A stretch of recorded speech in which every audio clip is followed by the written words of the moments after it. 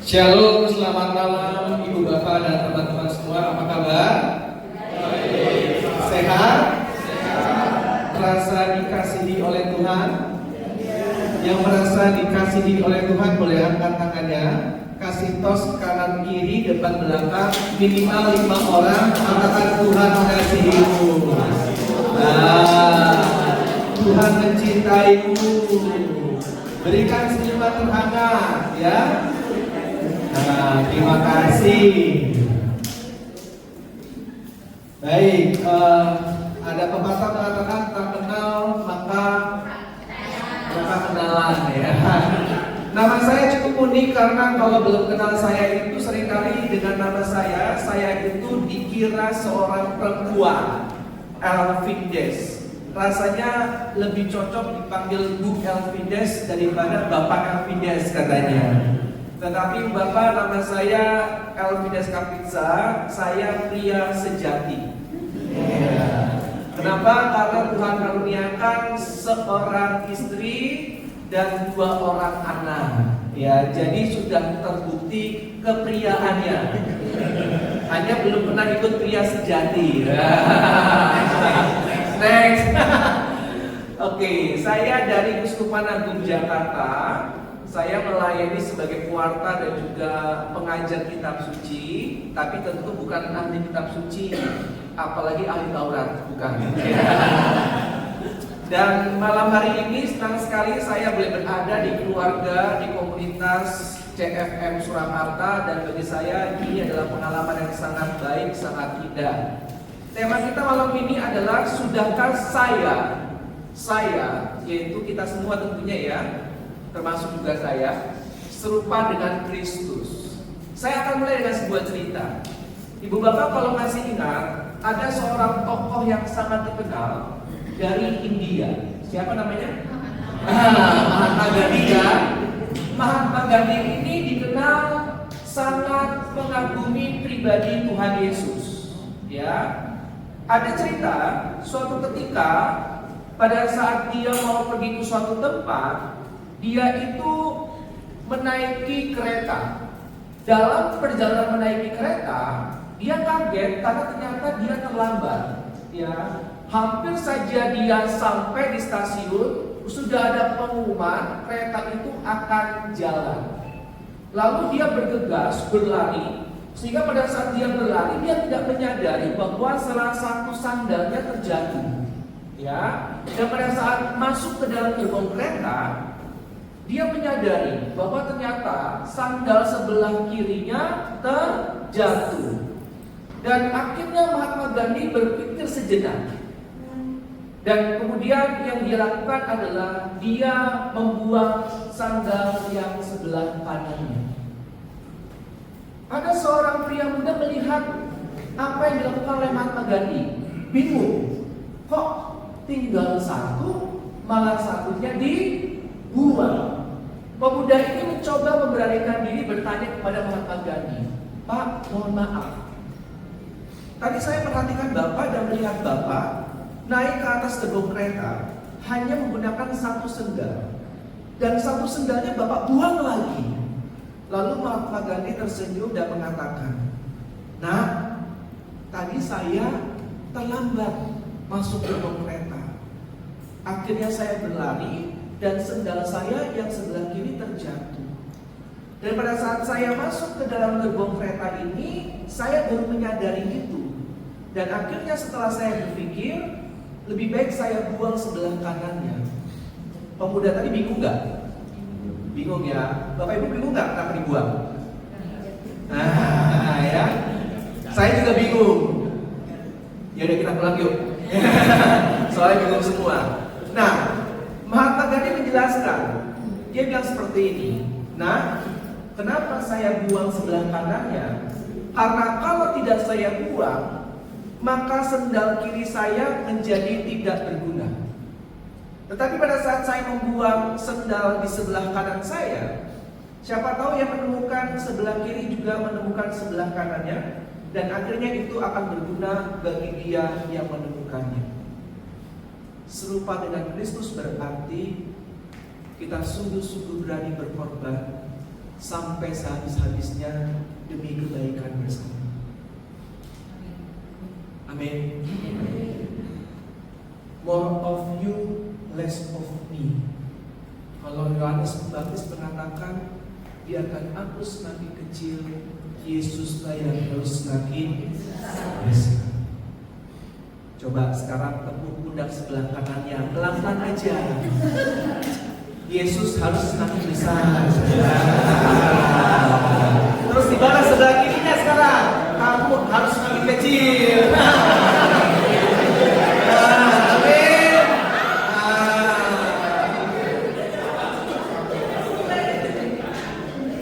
Kita mulai ya. Kita sekarang masuk ke dalam perikopnya. Kita buka bersama Ibu Bapak. Pada bawah kita enggak? Tentu tidak ya. Sudah saya duga. Oke, kita buka Matius bab 7 ayat 12 sampai dengan 23. Biasa ditampilkan atau gimana? Ditampilkan? Betul ya? Betul ya, sudah ditampilkan saja.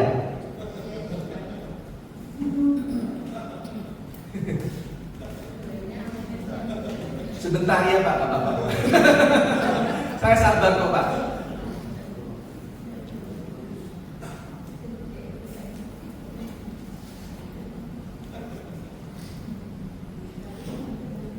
Ini akibat pada bawaan kita. Android suci ada juga? Nah, kalau ada ya sudah, nggak usah ditampilkan. Kalau yang tidak bawa, boleh lihat kanan atau kirinya ya. Jangan nonton YouTube. Oh ada, terima kasih Pak. Kita baca gantian ya Ibu Bapak ya. Bilang lagi. Oke, saya baca ayat ganjil, Ibu Bapak ayat genap ya. Dimulai dari Anda terlebih dahulu, jalan yang benar. 1, 2. Segala sesuatu yang kamu terjadi supaya orang berbuat padamu, perbuatlah demikian juga kepada mereka. Itulah isi seluruh Taurat dan Kitab. Nah, ini yang disebut dengan golden rules Ibu Bapak. Ingat ya, golden rules itu dalam Matius bab 7 ayat 12. Masuklah melalui pintu yang sempit, karena lebarlah pintu dan luaslah jalan yang menuju kepada kebinasaan, dan banyak orang yang masuk melaluinya.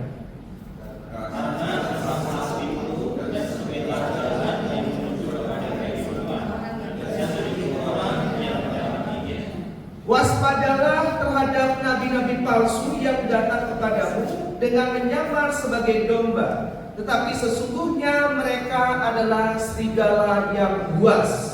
Dari buahnya kamu akan kenal mereka. Dapatkah orang menghidup dari sendiri atau buah ara dari duri? Demikianlah setiap pohon yang baik menghasilkan buah yang baik, sedangkan pohon yang tidak baik menghasilkan buah yang tidak baik. Tidak mungkin pohon yang baik itu menghasilkan buah yang tidak baik, atau pohon yang tidak baik itu menghasilkan buah yang baik. Setiap pohon yang tidak menghasilkan buah yang baik akan ditebang dan dibuang ke dalam api. Jadi dari buahnya akan mereka. Bukan setiap orang yang berseru kepadaku Tuhan, Tuhan akan masuk ke dalam kerajaan surga, melainkan orang yang melakukan kehendak Bapakku yang di surga.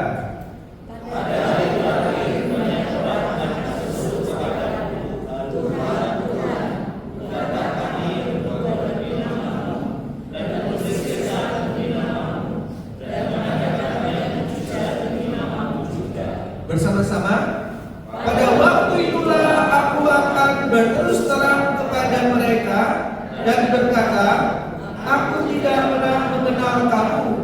Kenyala dari hadapanku, hai kamu yang melanggar perintah Allah. Demikianlah sabda Tuhan.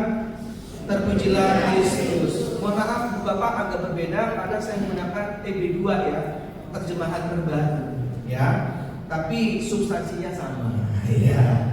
Ibu Bapak dan teman-teman, kita perhatikan barusan dalam Matius bab 7, terutama ayat yang ke-12, dikatakan demikian. Segala sesuatu yang kamu kehendaki supaya orang perbuat kepadamu, perbuatlah demikian juga kepada mereka. Itulah inti Taurat dan Nabi. Inilah yang disebut dengan golden rules. Artinya bahwa kalau kita sungguh-sungguh mau meneladani Yesus Kristus, maka kita harus tahu aturan main dalam kehidupan di dalam dunia ini. Kalau kita tidak mau disakiti oleh orang lain, tentu kita tidak boleh menyakiti orang lain.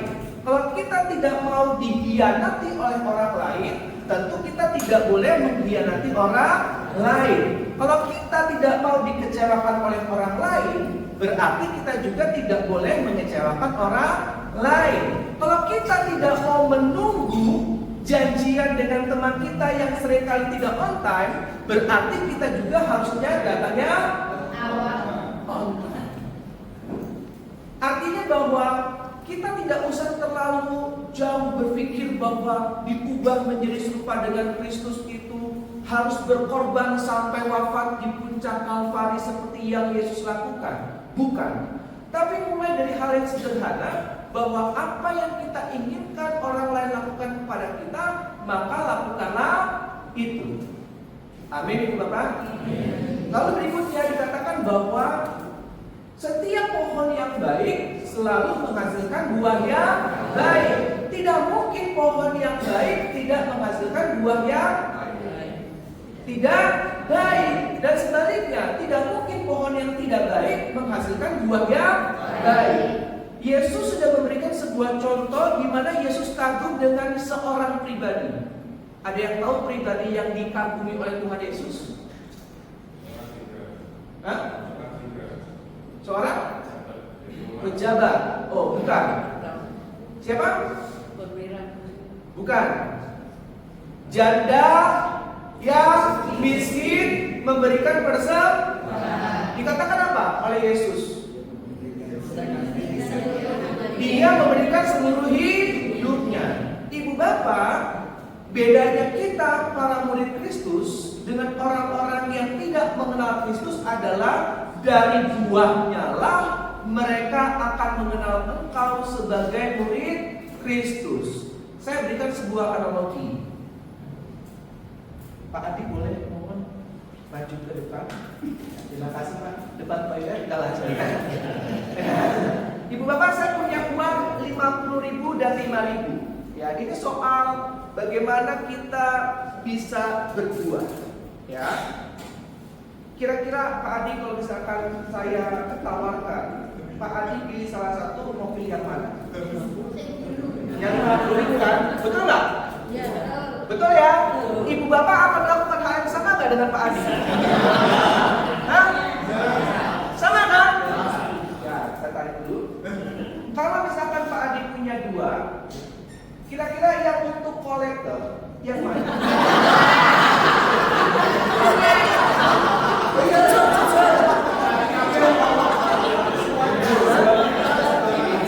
Jujur aja Pak. Jujur. Nah, ya Pak, terima kasih Pak. Ya, tepuk tangan untuk Pak Adi. Terima kasih Pak buat kejujurannya. Berbuah adalah pada saat kita mendapatkan yang terbaik dari Tuhan, maka kita juga berikan yang terbaik dari Tuhan.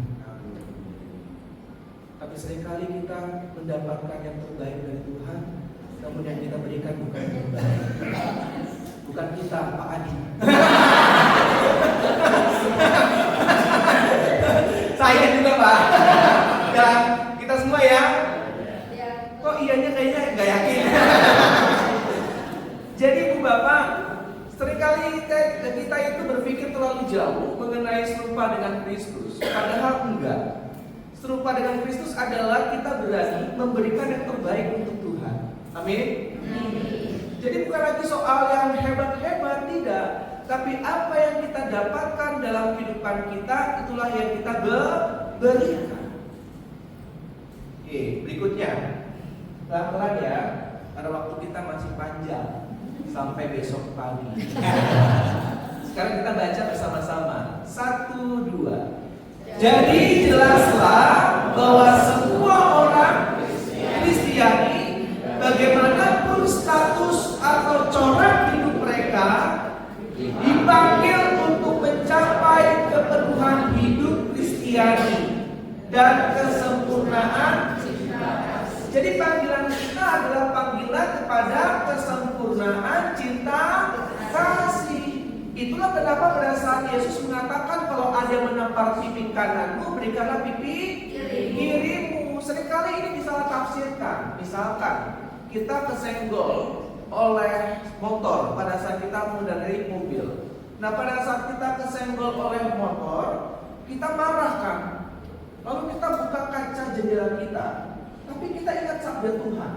Kalau engkau ditampar pipi kanan, berikanlah pipi kiri. Akhirnya kita nggak jadi marah. Lalu kita buka kaca mobil dan kita bilang, Pak, yang kanan sudah, yang kiri belum. Tidak ya, tentu bukan itu ya. Artinya adalah, jadi kalau orang Israel itu kalau menampar tidak menggunakan telapak tangan bagian dalam. Tidak seperti ini. Maka kalau kita perhatikan ayatnya, barang siapa ditampar pipi kanan atau pipi kiri dulu? Nah, yakin kan? Pipi kanan dulu.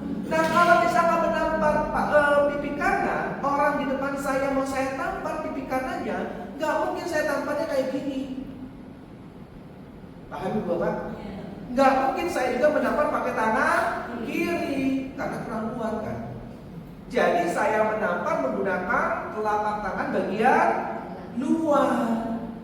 Artinya bahwa Yesus mengatakan barang siapa ditampar pipi kanan, berikanlah pipi kiri, itu bukan soal kekerasan. Karena pada saat Yesus ditampar, Yesus kan bilang, tunjukkan kesalahan aku. Kalau misalkan tidak dapat menunjukkan itu, mengapa engkau menampar aku? Artinya ini bukan soal kekerasan. Maka kalau kita ditindas, dipukul, kita harus melawan Ibu Bapak, minimal lapor kepada yang berwajib. Tetapi konteksnya adalah orang-orang Israel itu menggunakan telapak tangan bagian luar atau tempurung tangan itu mengenai bukan hanya sakit secara fisik, melainkan harga diri. Jadi yang Tuhan Yesus maksudkan adalah kalau engkau dijatuhkan harga dirimu, kalau engkau direndahkan, kalau engkau dihina, jangan dibalas, tetapi doakan mereka. Amin. Itulah kenapa saat Yesus dihianati, saat Yesus disangkal, saat Yesus dipermalukan, jubahnya dibagi sedemikian rupa, ditertawakan, engkau katanya raja, mana buktinya? Direndahkan sampai sedemikian rupa, namun Yesus tetap diam dan mengampuni. Amin. Inilah yang disebut dengan berbuah. Gampang atau gampang? Berat kan? Nah, maka kalau berat kita lanjutkan. Kalau ringan sudah selesai kita ya.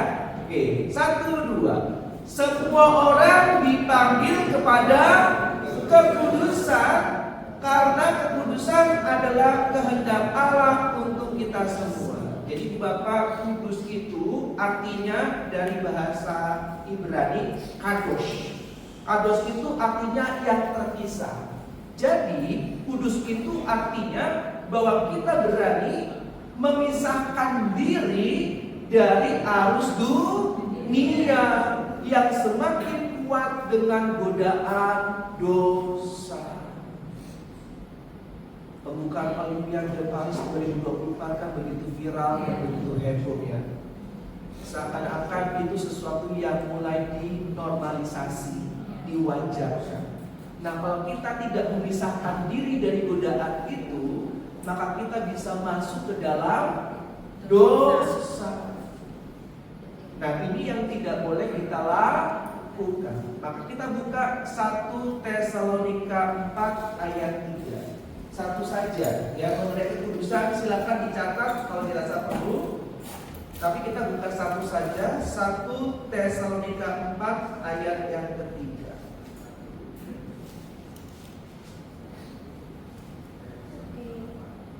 Kita baca bersama-sama ya.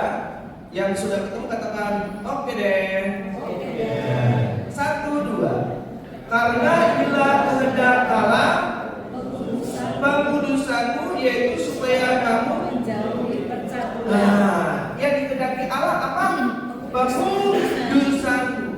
Jadi Allah itu nggak mau kita itu melakukan hal-hal yang tidak baik, tetapi Allah itu mau kita hidup dalam kekudusan.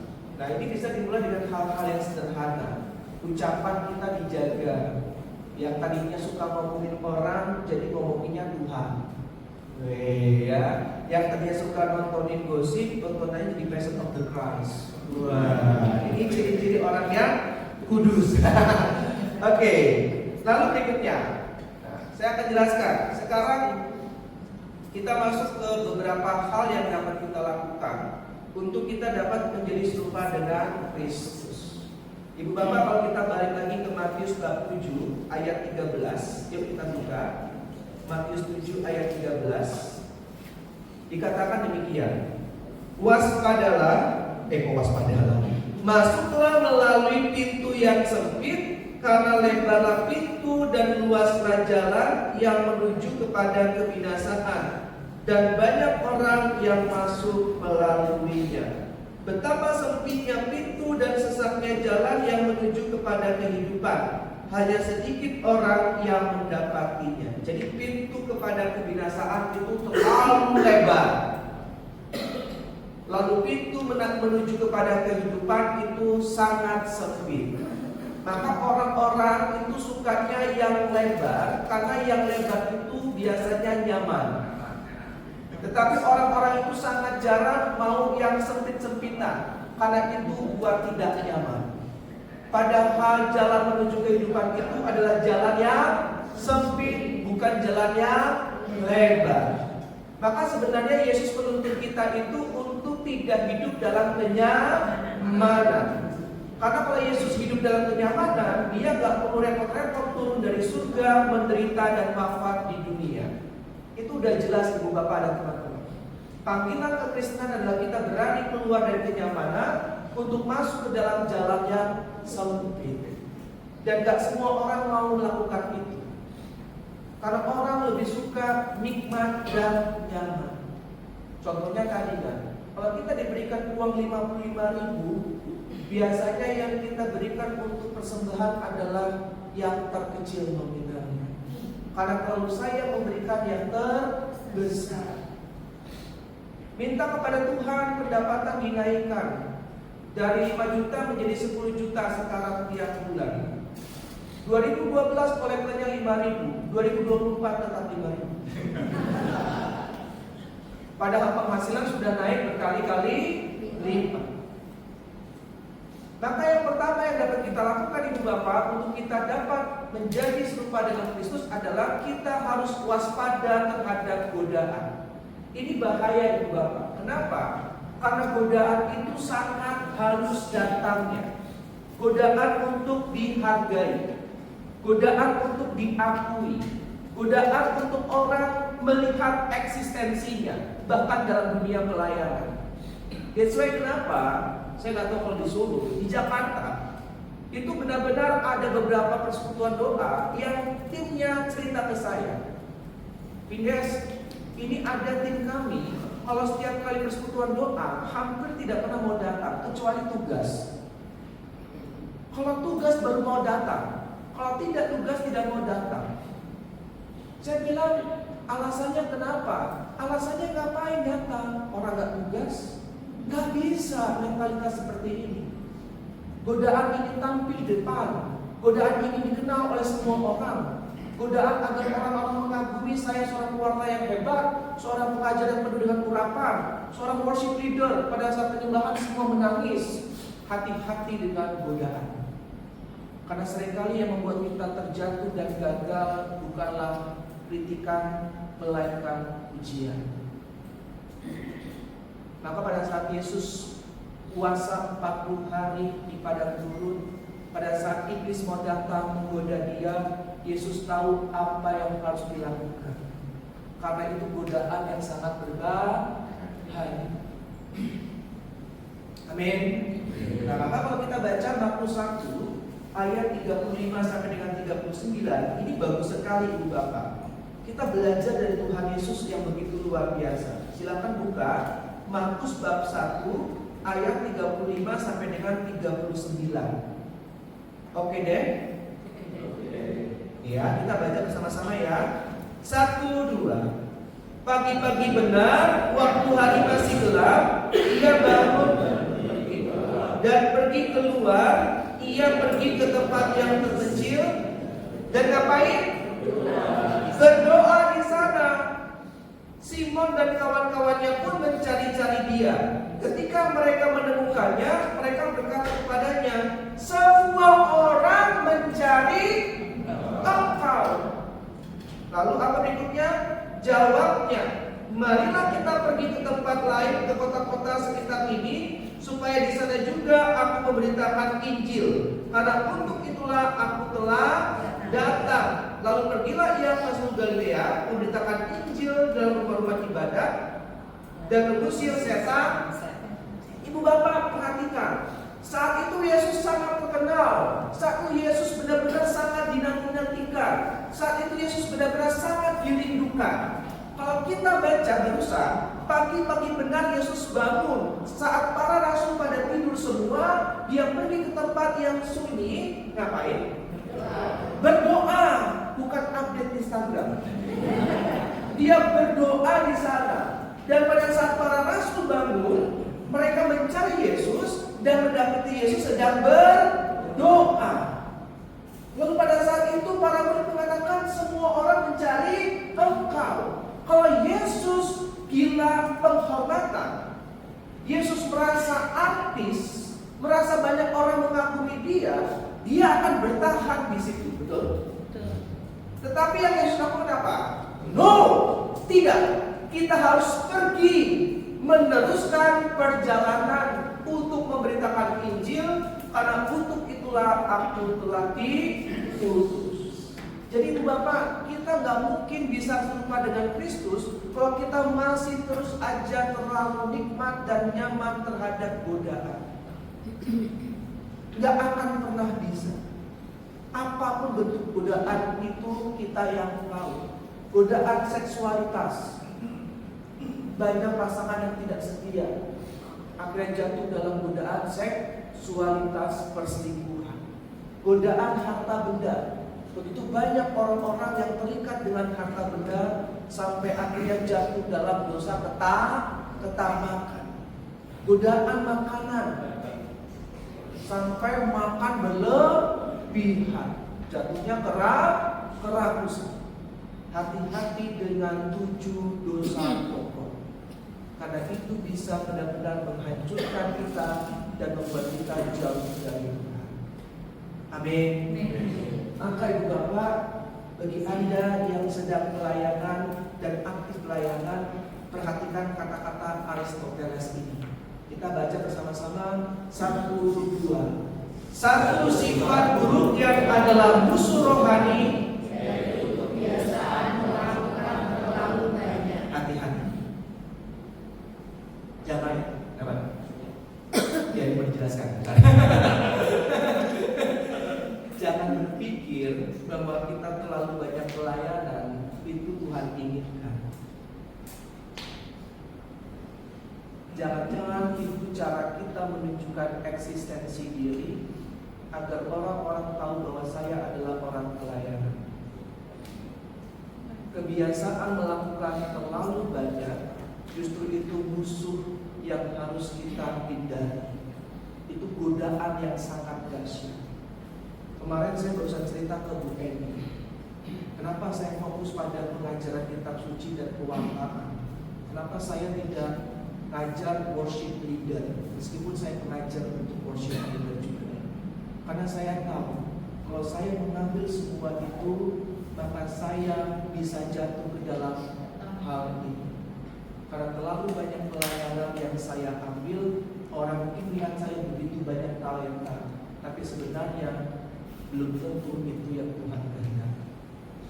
Maka hati-hati terhadap hal-hal yang terlalu banyak kita lakukan sampai kita lupa substansi dari pelayanan, yaitu bertumbuh serupa dengan Kristus. Maka fokus saya sekarang adalah saya seorang pewarta mengajar kitab suci.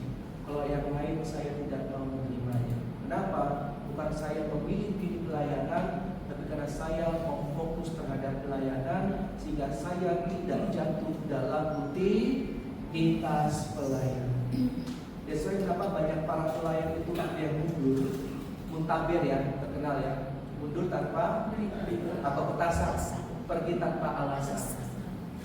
Kenapa?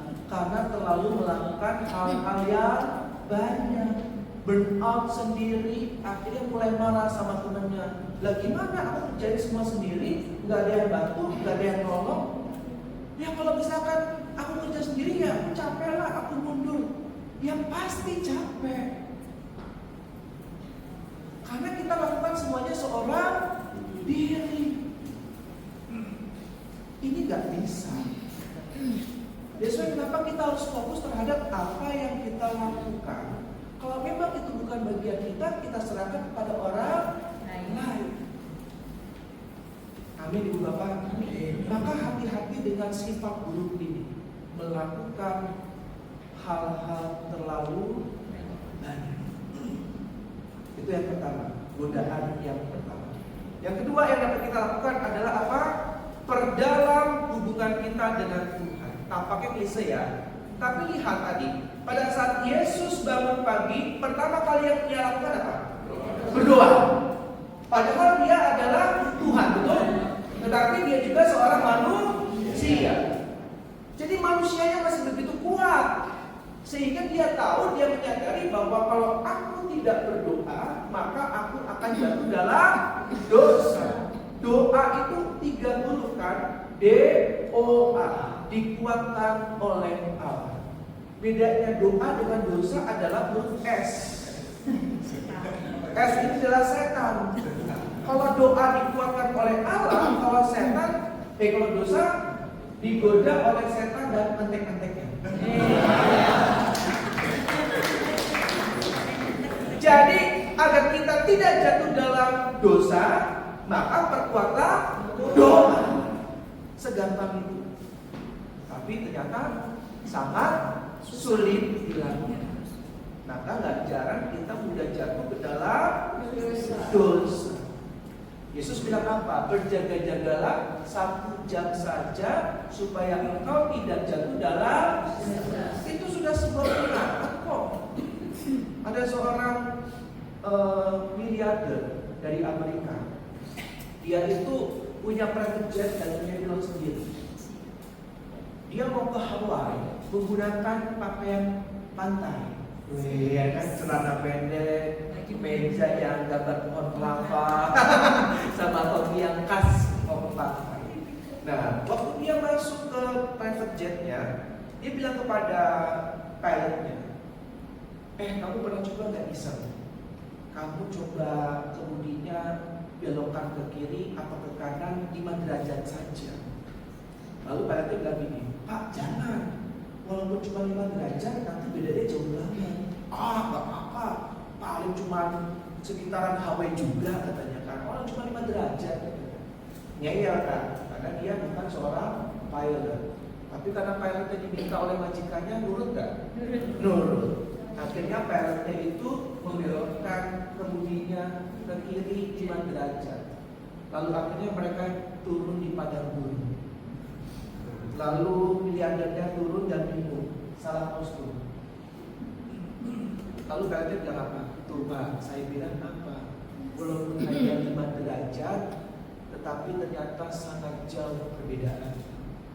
Seringkali kita bilang kepada Tuhan, Tuhan sebentar saja, aku lagi tangguh, aku nanti doanya malam. Waktu malam sudah ngantuk, Tuhan besok pagi saja. Walaupun cuma pergeseran berapa jam, tanda petik berapa derajat, tapi dampaknya itu luar biasa. Maka jangan pernah menunda-nunda jam doa. Amin. Walaupun hanya sedikit saja kita melek, kita lupa dan malas berdoa, itu dampaknya akan luar biasa. Saya setiap hari doa rosario. Di hotel saya doa rosario selama di Solo. Nanti waktu pulang saya doa rosario. Karena saya tahu tanpa doa saya tidak dapat melakukan apa-apa. Amin. Ini penting. Maka kita buka yuk 2 Korintus 7 ayat 4. Ini bagus banget. Rasul Paulus ini.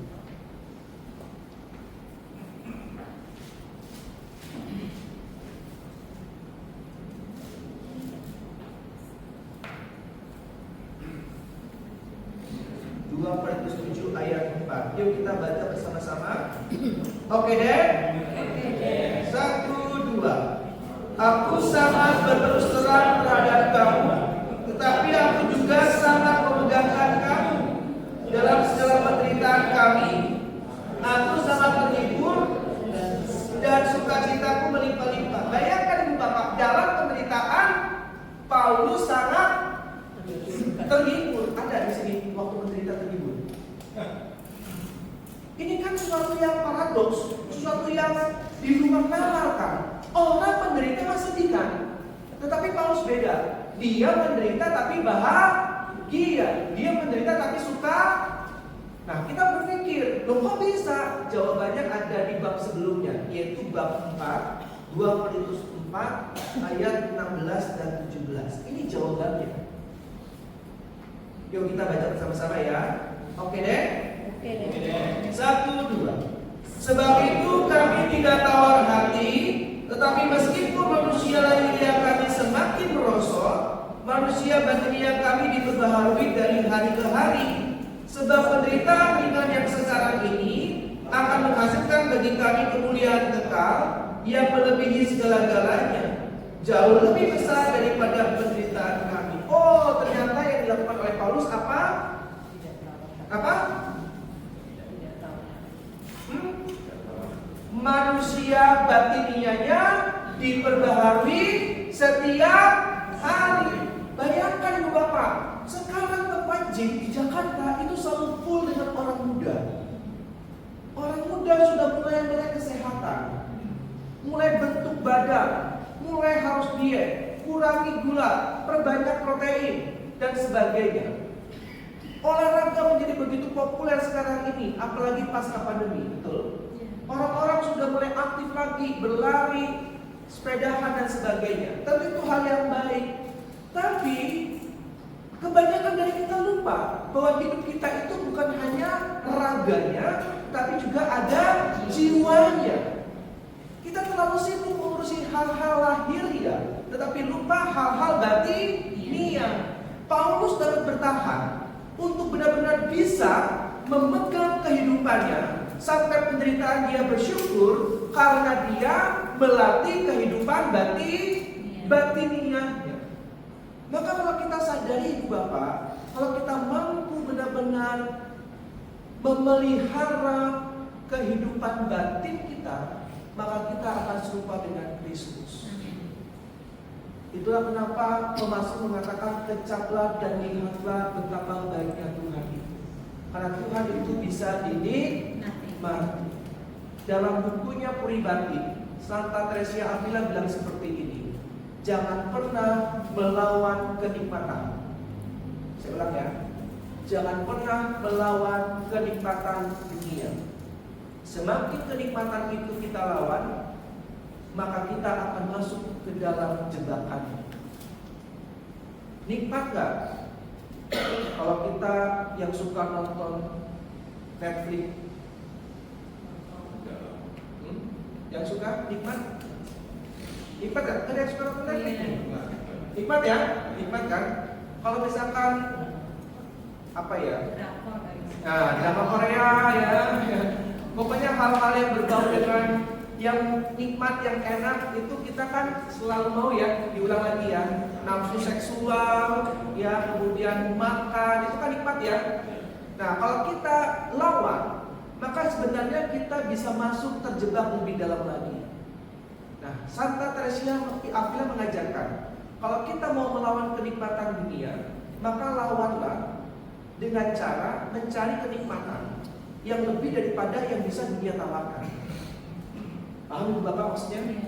Jadi carilah kenikmatan yang lebih daripada yang dapat ditawarkan oleh dunia. Jangan dilawan kenikmatan dunia itu, karena pasti akan selalu kita temui.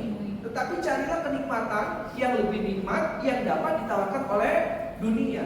Karena kalau kita sudah dapat menikmati yang lebih nikmat daripada apa yang ditawarkan oleh dunia, maka kenikmatan dunia itu akan sendirinya kita tinggal. Lalu Santa Teresia Avila mengajarkan, apakah kenikmatan yang lebih nikmat daripada yang dunia tawarkan? Dan dia bilang, Tuhan. Itulah kenapa Pemasmur mengatakan, kecaplah dan lihatlah betapa baiknya Tuhan. Jadi Tuhan itu bisa dinikmati, bisa dikecap, dan bisa dirasa. Amin. Kalau kita sudah bisa mengecap Tuhan, menikmati Tuhan, maka kenikmatan dunia menjadi hal yang tidak berarti lagi. Nah, kalau kita sudah bisa masuk ke dalam puri batin yang level paling dalam, disitulah kita akan melihat diri kita semakin serupa dengan Kristus. Amin. Yang terakhir yang dapat kita baca ini dulu yuk. 1, 2. Ia yang mengabaikan doa membutuhkan iblis, tidak membutuhkan iblis untuk melemparkan dia ke dalam neraka. Ia melemparkan dirinya sendiri ke dalam neraka. Jadi kalau orang yang tidak berdoa itu tidak butuh iblis untuk melempar mereka ke dalam neraka. Iya, masuk sendiri. Sebab upah dosa adalah maut. Tapi kalau kita rajin berdoa, iblis gak suka. Ya, jadi teruslah kita berdoa agar buat iblis semakin tidak suka dengan kita. Tetapi Tuhan yang suka dengan kita. Amin. Amin. Terakhir, hidup dalam penyangkalan. Nah ini, Ibu Bapak, kita buka yuk Kisah Rasul 14 ayat 22.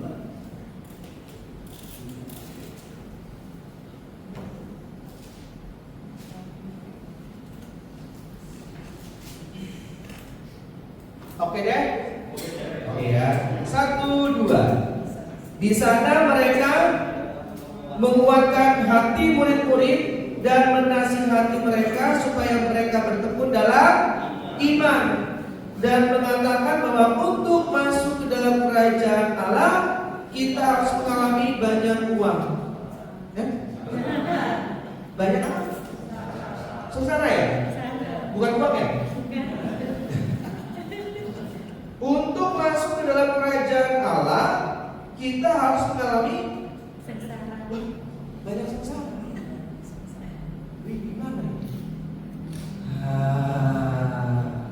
Jadi Ibu Bapak jangan berpikir kita hidup itu kalau menderita sengsara itu semuanya dari dosa.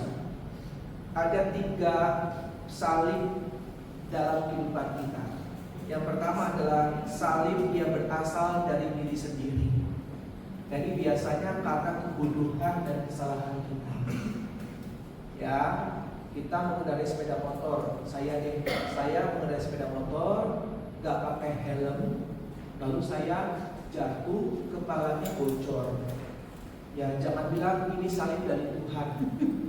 Aku akan menanggungnya demi kemuliaan Tuhan dan keselamatan jiwaku. Karena firman Tuhan mengatakan bahwa untuk masuk ke dalam kerajaan Allah harus melalui banyak sengsara. Biarkan ini menjadi sengsara untuk aku dapat masuk dalam kerajaan surga. Bukan. Yesus bilang apa? Karena itu kebodohan. Siapa suruh pakai? Gak pakai helm. Yang kedua adalah salibnya. Siapa yang membantu Tuhan Yesus? Simon dari mana? Salib yang benar-benar berasal dari orang lain, yang menyakiti kita, yang melukai kita, itu yang harus kita pahami. Tetapi salib yang membawa kita kepada kerajaan surga adalah salib yang Kristus berikan. Contohnya apa? Contohnya mohon maaf, misalkan kita sudah merawat anak kita dalam kandungan, di sini ada Dr. Erwin, lalu kemudian semua gizi sudah ada selama proses dalam kandungan, tetapi pada saat anak tersebut dilahirkan, anak tersebut mohon maaf berkebutuhan khusus. Di luar kendali kita sudah lakukan yang terbaik. Inilah salib yang Tuhan berikan.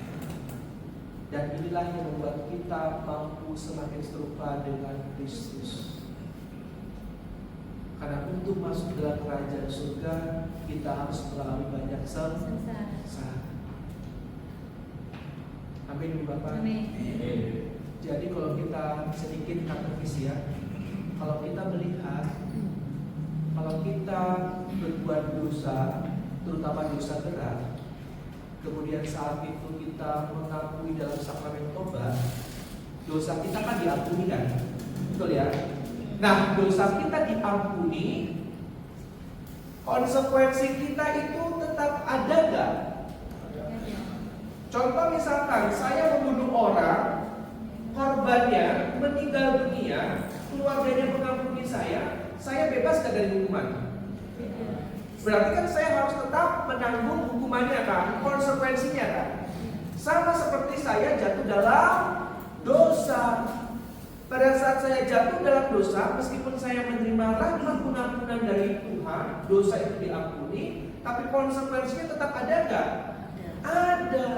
Makanya konsekuensi dosa inilah yang dapat semakin lama semakin dimurnikan dan dihilangkan. Prosesnya itu pada saat kita berada di purgatorium, api penyucian. Tapi proses itu tidak serta-merta dimulai pada saat kita di purgatorium. Saat kita menderita dalam kehidupan kita di dunia, itu juga proses pemurnian.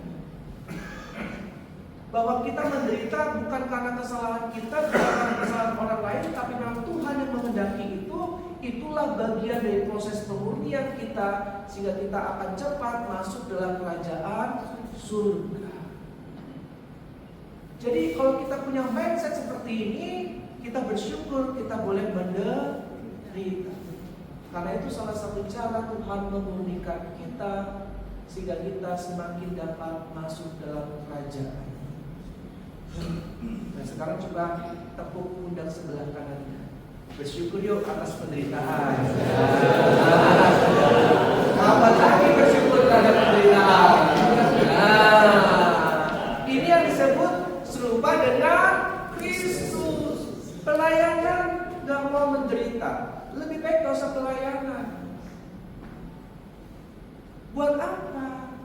Yesus mengajarkan, aku datang bukan untuk dilayani, melainkan untuk melayani.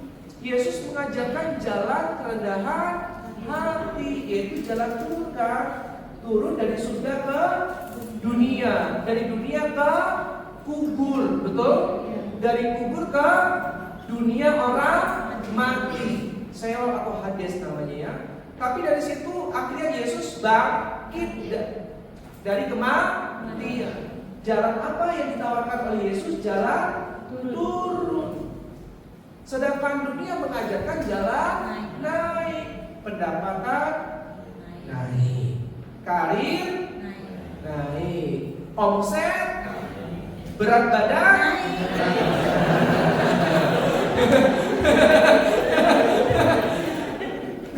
Teman-teman, ini paradoks. Saat dunia mengajarkan hal-hal yang hebat luar biasa, tapi ternyata Yesus mengajarkan hal-hal yang sederhana. Maka kalau kita baca Filipi 1 ayat 29, ini juga bagus Ibu Bapak. Filipi 1 ayat 29, ini hal yang sangat menarik. Yuk kita baca bersama-sama. Oke deh. 1, 2. Sebab kepada kamu dikaruniakan bukan saja untuk percaya, melainkan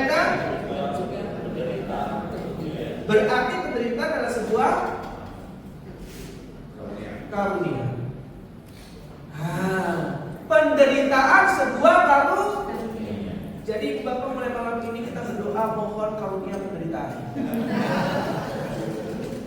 Oh iya, barusan kita bacakan, kepada kamu tidak hanya dikaruniakan untuk percaya kepada Kristus, melainkan juga untuk menderita bagi. Jadi kalau pelayanan kita tak menderita, itu bukan karunia. Itu adalah eksistensi diri. Makanya kalau kita introspeksi diri, apakah selama ini saya melayani sampai berani menderita?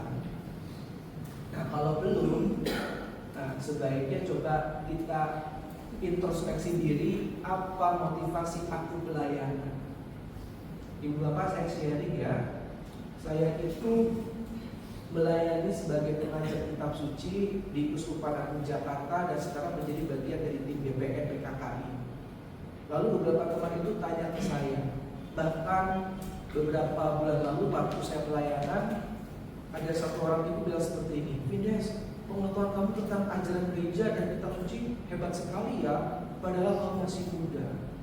Lalu saya bilang, ibu, saya itu tampak pintar karena mungkin beberapa umat di sini belum pernah baca. Kalau beberapa umat di sini juga rajin baca seperti saya, maka akan tahu seperti saya. Betul nggak Ibu Bapak? Betul. Nah, saya ingin mengatakan Ibu Bapak dan teman-teman, seringkali kalau kita mau melayani, kalau kita mau benar-benar dipakai Tuhan luar biasa, ada pengorbanan di balik itu semua. Saya baca buku satu hari, saya disiplin dari tahun 2010 sampai sekarang 14 tahun. Satu hari 1 jam saya baca buku. Saya selalu bilang kepada teman-teman keluarga, harus baca buku. Karena kita gak mungkin bisa memberikan apa yang kita gak punya. Kalau pengetahuan kita mentok karena gak pernah baca, gak ada literasi, maka kalau kita kuatan isinya cuma itu lagi. Kasihan teman-teman dari Klaten datang. Kasihan teman-teman dari Peco datang ke sini. Lalu mendengarkan saya gak ada isinya. Maka ini menjadi tantangan buat saya, bahwa kalau saya ini serupa dengan Kristus, sangkal diri, berani berkorban. Amin. Ini penting Ibu Bapak. Ya, terakhir, ini saya suka banget kata-kata dari Agustinus itu. Ada yang di sini namanya Santo Agustinus, nama bagusnya. Ya. Yuk kita baca sama-sama ya. 1, 2. Hanya ada 2 cinta dasar, cinta kepada Tuhan sampai lupa diri, atau cinta diri sampai lupa dan menyangkal Tuhan. Ayo, jadi cinta itu ada 2 menurut Santo Agustinus. Yang pertama cinta kepada Tuhan sampai melupakan diri kita. Artinya kita menjadi pribadi yang gak penting lagi. Bagiku hidup adalah Kristus dan mati adalah keuntungan. Matikan kesombongan kita, matikan keinginan untuk dihargai. Ya. Lalu cinta yang kedua apa? Cinta diri sampai lupa dan menyangkal Tuhan. Nah ini yang kita gak boleh. Ya, saking cinta pada diri sendiri sehingga motivasi pelayanannya semakin tidak baik dan tidak murni. Ya, terakhir ini kata-kata dari Fulton Sheen sangat bagus untuk kita baca. 1, 2. Suatu hal yang selalu benar bahwa semakin jiwa seseorang kaya secara batinnya, maka semakin sedikit kebutuhan mewah yang dibutuhkan untuk penampilan luar tubuhnya. Perhiasan yang berlebihan dan rasa cinta yang berlebihan terhadap kenyamanan merupakan bukti dari ketelanjangan batin. Kalau di Jakarta itu kalau ada iPhone terbaru mulai launching, biasanya di Mall Central Park itu orang-orang udah pada antri. Ya, yang antri kan adalah ART-nya atau drivernya. Nanti kalau sudah antrian driver atau ART-nya, dikontak oleh ART-nya untuk datang. Sudah giliran Akhirnya datanglah ke tempat itu, lalu bayar. Seringkali saya tanya kepada teman-teman yang selalu update iPhone-nya, lu beli kain itu memang butuh? Enggak. Terus kenapa? Biar nggak ketinggalan. Oh, saya mulai paham. Ternyata memang sekarang itu budaya konsumerisme semakin luar biasa. Takut dibilang tidak update, sehingga merasa tidak bisa masuk ke dalam kelompok-kelompok tertentu. Secara tak sadar banyak orang melihat orang lain bukan dari pribadi manusianya, tapi dari apa yang dia pakai. Lu lihat di jam tangannya, beli Patek 750 juta. Lu lihat di sepatunya, ya kan? Yang dilihat adalah apa yang dikenakan oleh orang lain. Contoh sederhana Ibu Bapak, kalau saya punya ART misalkan, pada saat saya bangun pagi, saya berpapasan dengan ART, kira-kira saya yang menyapa ART itu duluan atau ART yang menyapa saya duluan? ART. Kenapa seperti itu? Karena saya berpikir bahwa saya adalah majikannya dan dia adalah bawahan saya. Dan saya gak mau menegur majikan bawahan saya dulu. Buat apa? Karena kan status saya lebih tinggi, dia lebih rendah. Jadi harusnya dia yang menyapa saya dulu. Nah, inilah mentalitas yang bukan serupa dengan Kristus. Artinya melihat orang lain dari status sosial. Maka saat itu ada seorang bapak bagus banget, Romo Fransiskan. Ada satu bapak diundang ke depan. Kalau sekarang saya nggak berani. Ya. Lalu bapaknya ini ditekan. Pak, sakit Pak, sakit Romo. Ditekan lagi sama Romonya. Pak, sakit Pak, sakit Romo. Inilah rasa sakit orang-orang yang telah direndahkan. Saya langsung cesplok. Ternyata sedemikian itu orang yang terluka karena direndahkan. Maka Ibu Bapak dan teman-teman, saya ingin mengajak kita semua, ayo kita benar-benar hidup dalam jangan merasa diri kita lebih hebat, lebih pintar, status sosial lebih baik dibandingkan orang lain, sehingga kita merasa tidak mau lebih dulu untuk menolong dan menyapa orang lain. Contoh sederhana misalkan, pada saat saya di sebuah restoran selesai makan, saya merenungkan diri saya. Setelah itu apakah saya merapikan piring itu menjadi satu tumpukan, lalu saya benar-benar bersihkan mejanya dan saya langsung masukkan kursi pada saat saya meninggalkan restoran itu. Nah, suatu ketika saya melakukan itu, teman saya melihat saya ketawa. Lu ngapain kayak gitu? Kita kan udah bayar service tax-nya. Biasa kan ada service tax-nya ya. Jadi ngapain? Udah bayar. Ngapain repot-repot? Ya kan? Udah lu bayar, udah ada pajaknya 15% kan? Udah lu tinggal gitu aja. Tapi entah kenapa hati kecil saya bilang, enggak, kamu harus rapikan. Saya rapikan Ibu Bapak. Tuhan sebagai saksi. Jadi setiap kali saya selesai makan, saya coba rapikan tempat kursinya, saya coba rapikan tempat makannya dan sebagainya. Itulah salah satu bentuk saya menyangkal diri saya. Bagaimana saya harus hidup serupa dengan Kristus. Amin. Pakai tisu, buang sampah pada tempatnya. Nah, ya, itu juga menjadi hal yang sangat penting ya.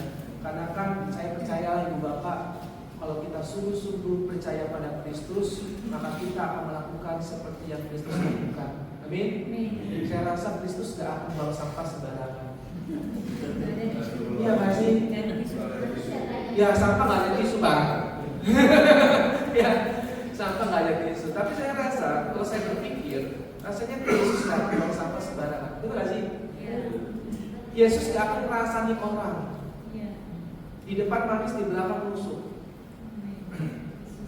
Orang Yesus bilang nyala kau iblis sama Petrus. Benar nggak? Iya. Saat Yudas mau mengkhianati Yesus, Yesus bilang apa? Pergi, lakukan apa yang memang kau ingin lakukan. Yesus itu apa adanya. Dia tidak mau ngomongin orang di belakang, di depan manis. Ini bukan cerminan Kristus. Amin. Ini bukan cerminan Tuhan kita. Maka kalau kita ingin serupa dengan Kristus, kita juga harus hidup dalam penyangkalan diri kita. Saya tutup dengan sebuah cerita. Jadi ini cerita menarik dari seorang filsuf. Ibu bapak siapa yang di sini suka baca buku filsafat? Bapak saya suka Pak? Enggak ya? Enggak ada? Oke. Jadi kalau kita tahu, ibu bapak tahu lah, filsafat itu kan ada yang sangat terkenal tokohnya ya. Filsafat Yunani klasik itu Sokrates. Tahu ya? Ada 3 mahaguru besar kan? Siapa aja? Sokrates, Aristoteles, Plato kan? Nah, Sokrates itu adalah gurunya Plato. Ya, Plato itu gurunya Aristoteles. Aristoteles gurunya Alkides. Yes, Alkides semua ya. Alkides gurunya Archimedes. Nah, ibu bapak, suatu ketika nih ya, Plato kan muridnya Sokrates. Sokrates itu bertanya kepada, Plato bertanya kepada gurunya Sokrates. Guru, ajarkanku untuk mendefinisikan apa itu hawa nafsu.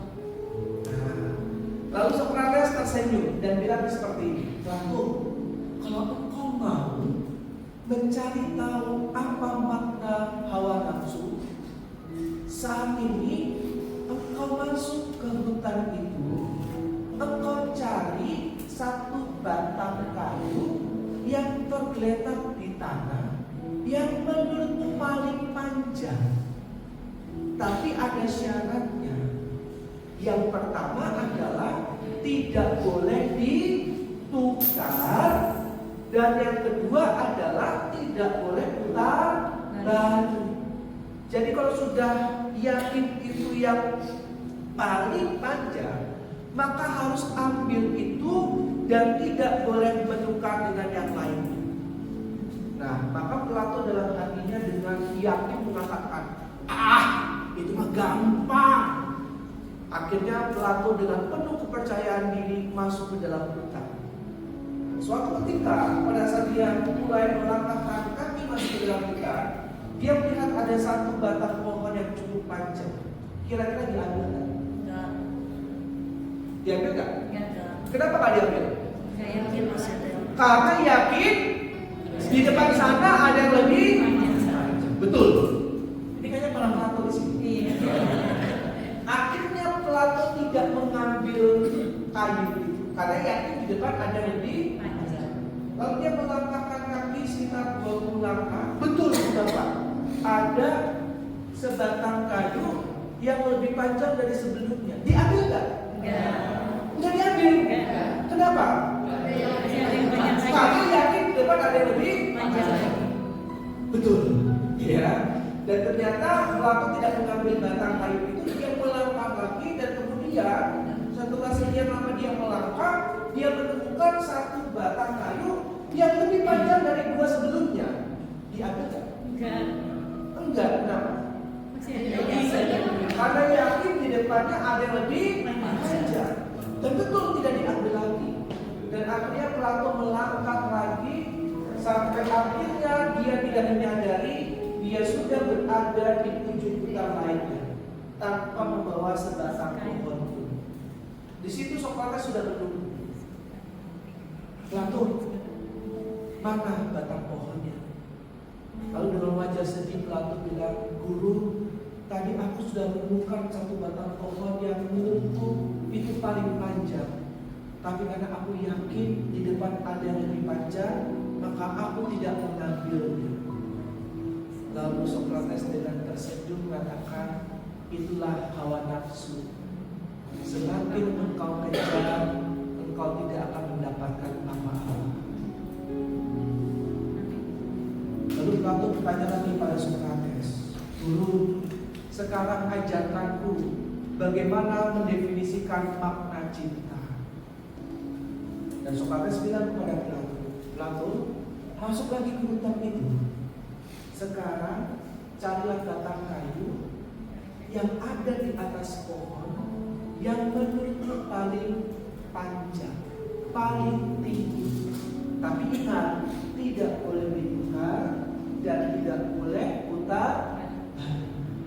Dalam hati dengan penuh kebanggaan, Plato bilang apa? Aku sudah belajar dari kesalahan.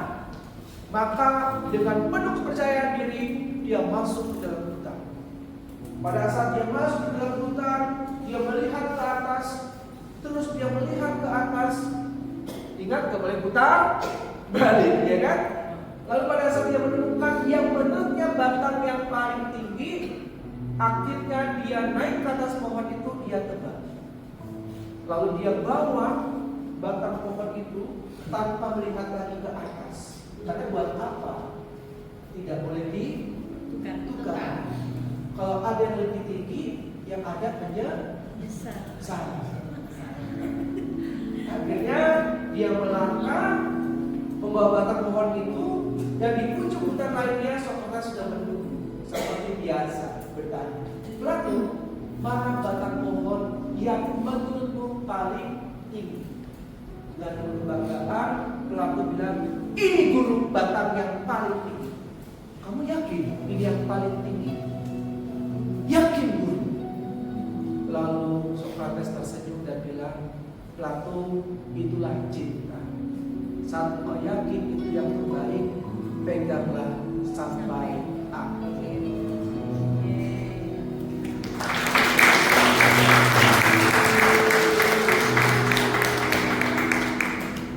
Bapak, serupa dengan Kristus adalah kita mau menjadikan Kristus sebagai yang pertama dan terakhir. Amin. Dimanapun kita berada, mari bersama-sama kita melakukan apa yang Tuhan Yesus lakukan. Kisah para Rasul bab 10 ayat 38 mengatakan, Yesus berjalan sambil berbuat baik.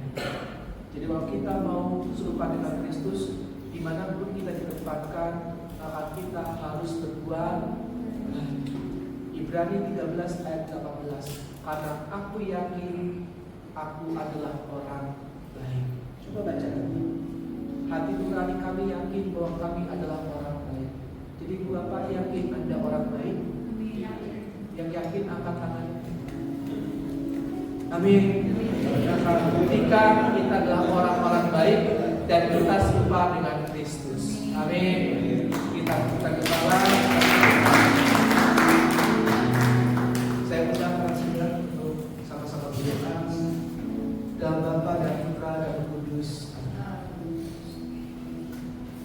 Kuya malapasya.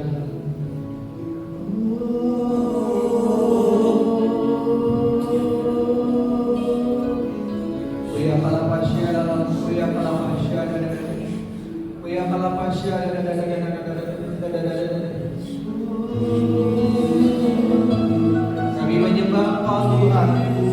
Baca hati kami Yesus, agar kami semakin serupa dengan Engkau Tuhan dan Juru Selamat kami, yang telah memberikan kami teladan kerendahan hati, dan setiap langkah-Mu memberikan kami sebuah contoh untuk melakukan perbuatan baik. Oya kalapasya lalu, oya kalapasya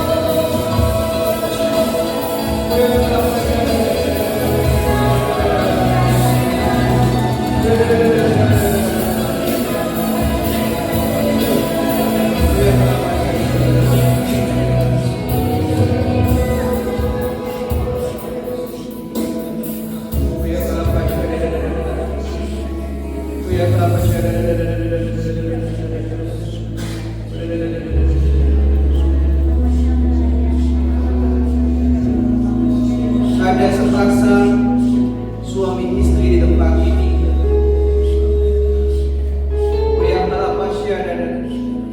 yang saat ini sedang mengalami keraguan-keraguan yang luar biasa atas rencana dan kuasa Tuhan.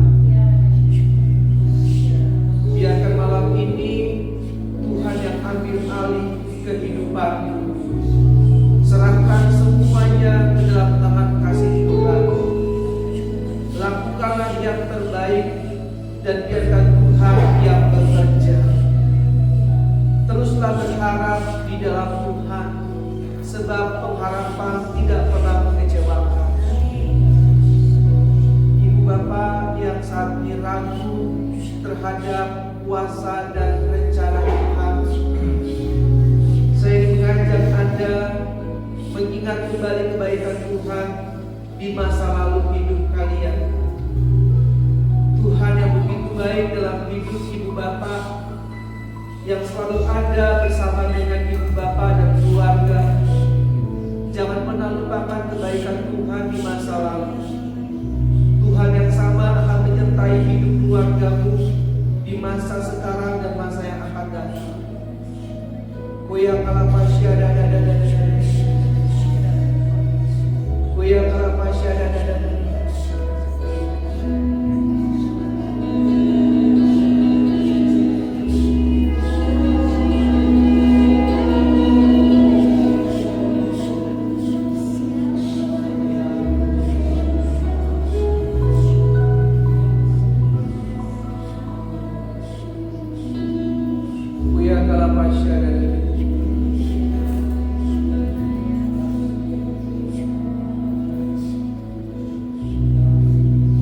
Biarkan malam ini Kau tambahkan karunia iman kami Tuhan. Sebab beberapa ibu bapa Bapak di tempat ini banyak yang mengalami keraguan-keraguan. Datang ke tempat ini butuh didoakan dan butuh dikuatkan. Koya kalapasya dadadadadada.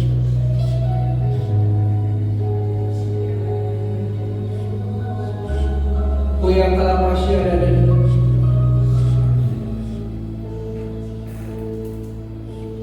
Ada beberapa ibu di tempat ini, khususnya di sebelah kiri saya, saat ini sedang bergumul, datang dengan penuh pikiran, keraguan-keraguan, dan benar-benar hidup dalam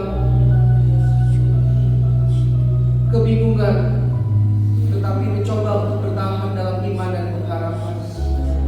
Malam ini Ibu, Tuhan mengerti, Tuhan tahu isi hati. Percayalah Tuhan akan menguatkan setiap langkah hidupmu. Teruslah berharap dan berserah pada Tuhan. Lakukanlah yang terbaik, dan Tuhan akan memberikan jalan keluar dalam hidupmu. Beberapa ibu yang ada di sebelah kiri saya saat ini, yang benar-benar butuh dukungan doa, angkat tangan tinggi-tinggi. Angkat tangan tinggi-tinggi. Angkat tangan tinggi-tinggi. Ada satu istri di tempat ini yang mengalami luka sangat dalam terhadap suaminya. Di sebelah kiri saya saat ini sedang mengangkat tangan. Tuhan mau engkau benar-benar membuka hati, mengampuni suamimu.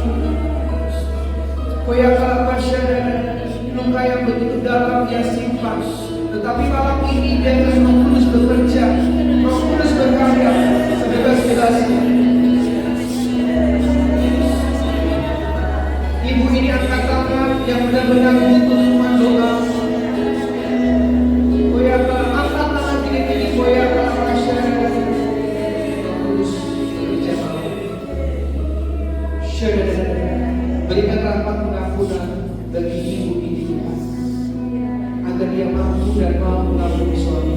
Koya kalapasya dan Koya kalapasya dan Koya kalapasya dan Koya kalapasya dan Koya kalapasya dan. Ada satu orang bapak di sebelah kiri saya, hatinya begitu keras. Ada tembok yang cukup tebal untuk dia mampu membuka hati, karena begitu banyak luka-luka hatinya yang membuat ia sulit untuk dapat mengampuni. Ia pasang tembok begitu tebal sehingga setiap firman yang akan ditaburkan benar-benar ia tidak terima dengan maksimal, karena ia menutup diri dengan tembok yang tebal itu. Malam ini biarkan Bapak lepaskan pengampunan, biarkan Tuhan masuk ke dalam hatimu, memulihkanmu dari luka-luka kecewaan, pengalaman dikhianati oleh seorang teman, menjadikan Bapak ini pribadi yang sangat tertutup. Koya kalapasya dan kalau itu Anda dan butuh dukungan doa, angkat tangan ini. Koya kalapasya dan satu orang bapak di sebelah kiri saya. Jangan saling melihat, kita memejamkan mata yang sungguh-sungguh. Angkat tangan ini doa kalau doakan. Koya kalapasya dan Koya kalapasya. Saya berdoa untuk Bapak saat ini. Koya kalapasya dan Roh Kudus lembutkan hati, agar Bapak ini benar-benar dapat mengampuni orang-orang yang telah mengecewakan.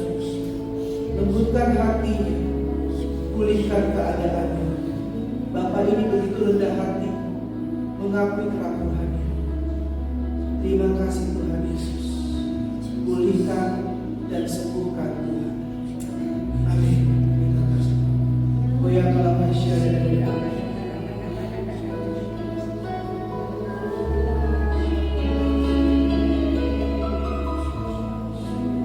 Beberapa jiwa di tempat ini sedang mengalami kekeringan dalam pelayanan, khususnya beberapa teman pengurus CFM. Saya merasakan itu begitu kuat.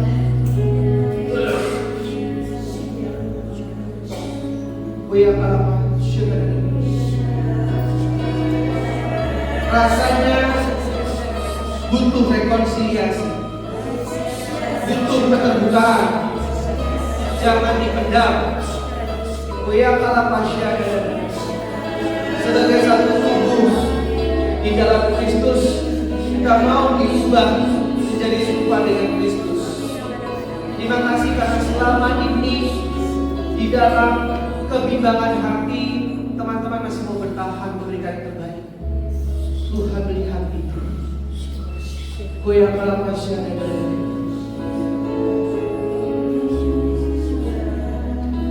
Terima kasih Tuhan.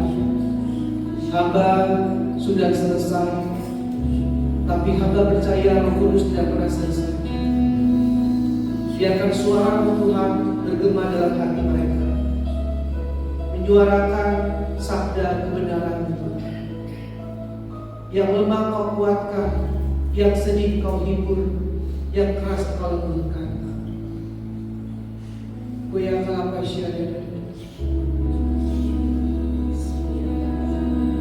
Sebagai penutup Tuhan, kami menaikkan satu lagu sebagai doa kami untuk menutup rangkaian pewartaan pada malam ini.